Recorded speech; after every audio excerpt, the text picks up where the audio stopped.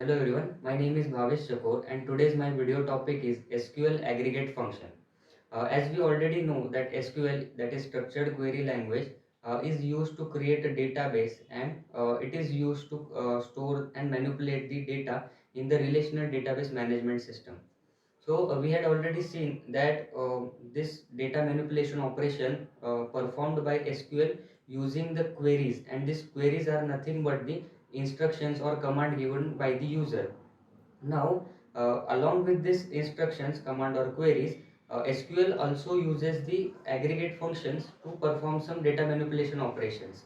Now, it comprises of the five SQL aggregate functions. First one is a count, second sum, then third average, fourth max, and fifth mean. So in this video, we will see this all five aggregate functions one by one, starting with the count aggregate function. This count function is used to perform the operation, or to find out the count, total number of count on this of a selected column. So this count function returns the value in a single digit.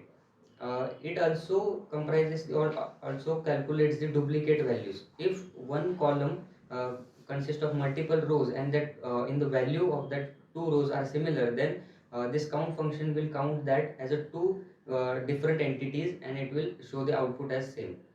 Now, for example, if we have the product details table, where we have 10 items, and the 10 items are belongs to categorized into three different companies, and quantities are given. So in this table, uh, if we applied the count function like a count companies from the product detail table, then here the output will be 10.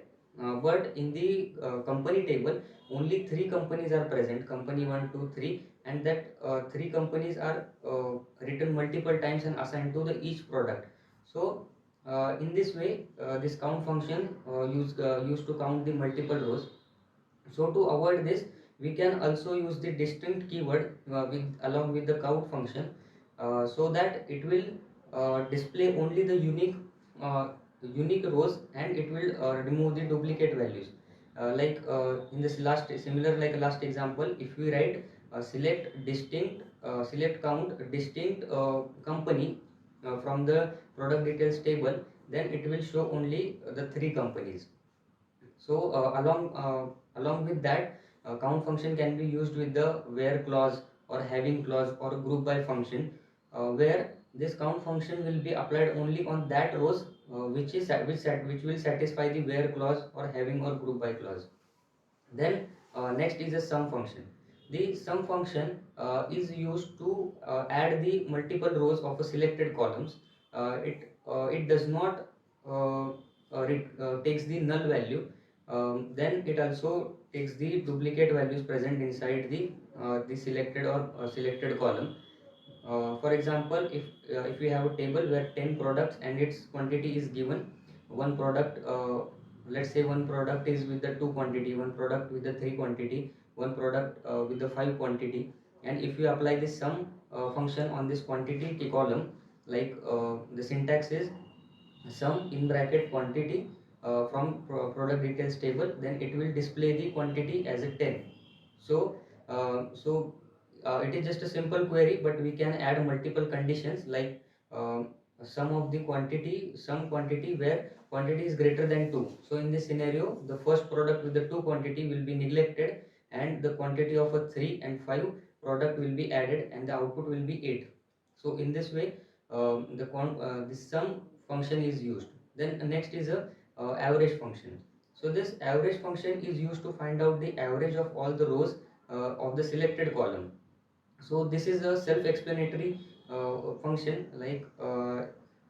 In the last example, if we have the 10, 20, and 30 as a quantity, then it will simply calculate the average of all the values. So average of all the rows, and it will display as the output. Then next one is the max function.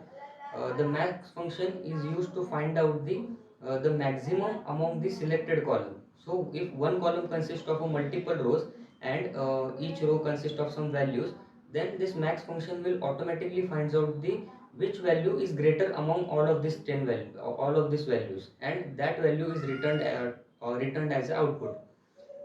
Similarly, this max function does not max and this average function does not consider null value. It only consider the value with the at least one value. Then next one is the mean function. The just similar to max function, but opposite in a behavior or in nature.